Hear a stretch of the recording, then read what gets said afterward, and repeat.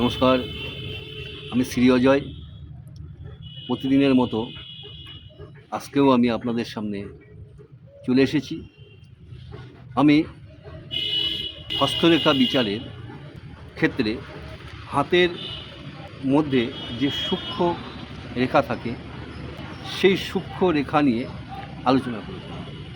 আমরা সাধারণত হস্তরেখা বিচার করতে গেলে হাতের মেন রেখাগুলো দেখি, যেমন বৃদ্ধাঙ্গুলি, এইটাকে বলে, এই আঙুলটাকে বলে তর্জনী, এই আঙুলটাকে বলে মধ্যমা, এই আঙুলটাকে বলে অনামিকা, আর এই আঙুলটাকে বলে কনিষ্ঠা।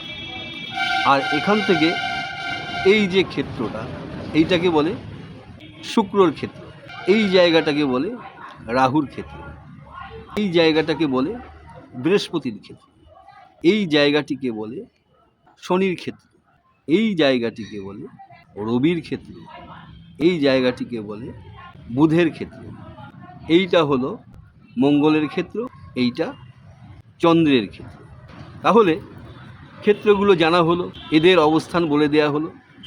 এই অবস্থানগুলো উঁচু নিচু সুডল সুগোল কেমন, এইটা বিচার করতে হবে। এটা আপনাকে হাত দেখে দেখে শিখে নিতে হবে যে সুডল কোনটাকে বলে, নিচু কোনটাকে বলে, উঁচু কোনটাকে বলে।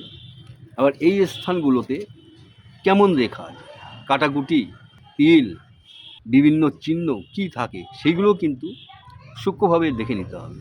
গ্রহের স্থানটা দেখেই কিন্তু বিচার করতে বা কিছু বলতে যাবেন না। তার কারণ এই মাউন্টগুলোতে যদি অশুভ চিহ্ন থাকে তাহলে তার শুভ ফলটা সে পাবে না, সে কিন্তু কুফলটাই পাবে। ফলে আপনাকে অবশ্যই গ্রহদের সুফল বলার আগে বা কুফল বলার আগে আপনি দেখে নেবেন সেখানে শুভ চিহ্ন আছে না অশুভ চিহ্ন। দেখা গেল কোনো মাউন্ট নিচু আছে, আপনি ধরে নিলেন যে সেই মাউন্টটা, সেই গ্রহটা খারাপ আছে, কিন্তু সেইখানে কোনো শুভ চিহ্ন অবস্থান করছে, তাহলে সেই জাতক কিন্তু অশুভ ফল ভোগ করবে না, সে কিন্তু সেই মাউন্ট নিচু থাকা সত্ত্বেও শুভ ফল ভোগ করবে। এমনও দেখা গেছে যে এমন শুভ রেখা রয়েছে যে সেই রেখা তাকে রাজতুল্য সম্পদে ভরে দিয়েছে। ওই জন্য আমি কি করি বা আপনারা কি করবেন, হস্তরেখা বিচারের ক্ষেত্রে আগে মাউন্টগুলো, যারা নতুন শিক্ষার্থী তাদের কথা বলছি, দেখে নেবেন। তারপরে দেখবেন রেখাগুলো, যেমন এইটাকে বলে আয়ুরেখা, এইটাকে বলে শিরোরেখা, এইটাকে বলে হৃদয় রেখা।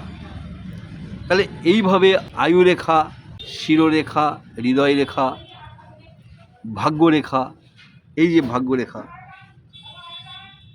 এইগুলো বড় বড় রেখা, প্রধান রেখা।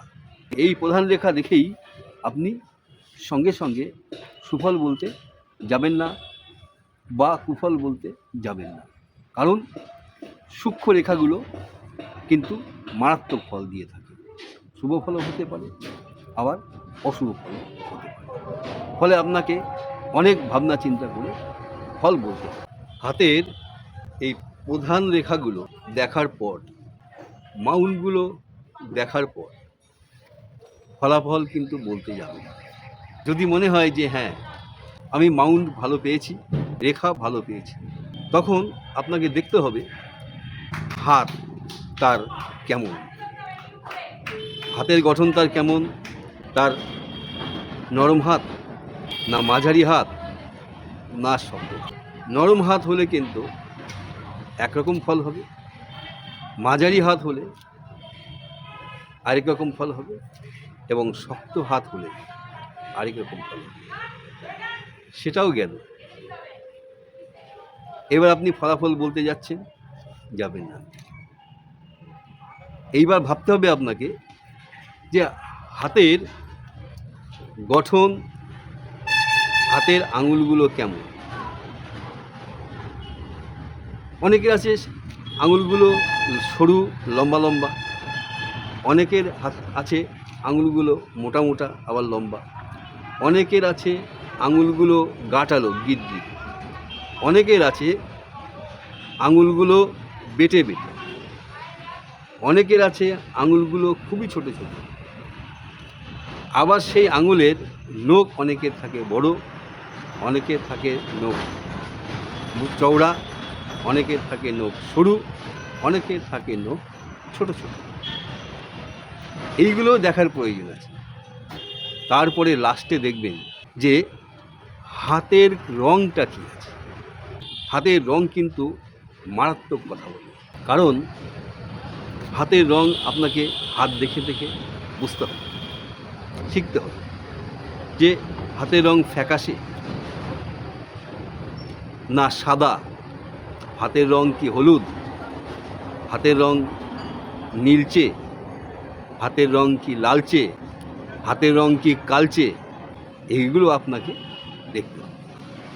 যদি সমস্ত শুভ হয়, সবই শুভ, ভালো একটা শুভ রেখা আপনি দেখেছেন, কিন্তু তার হাতের রং দেখা যাচ্ছে নীল অথবা হলুদ। হলুদ হাতের রং হলে কি হয় সেই সম্পর্কে আপনার ধারণা থাকতে হবে। নীলচে আভা থাকলে কি হয় সেটাও জানতে হবে। রক্তাভ হাতের রং হলে কি হয়, তারা কেমন হয়। আবার সাদা বা ফ্যাকাশে রঙের হাত হলে তার ফল কী হয়। তাহলে এইভাবে সামগ্রিকভাবে যদি আপনি হাত দেখে পরপর পরপর এইগুলো বুঝতে পারেন, আপনি নির্ভুল ভবিষ্যৎবাণী করতে পারেন। আর তা না হলে কিছু খাটবে, কিছু খাটবে না। কিন্তু প্রতিটা ভবিষ্যৎবাণী যদি সত্যি করতে হয়, তাহলে আপনাকে যেভাবে আমি বললাম পরপর ঠিক সেইভাবে বিচার বিশ্লেষণ করে যে হাত দেখাতে এসছে তার হাতটা দেখে ফলাফল বলবেন, দেখবেন 100% মিল। নমস্কার, আজকে এই পর্যন্ত।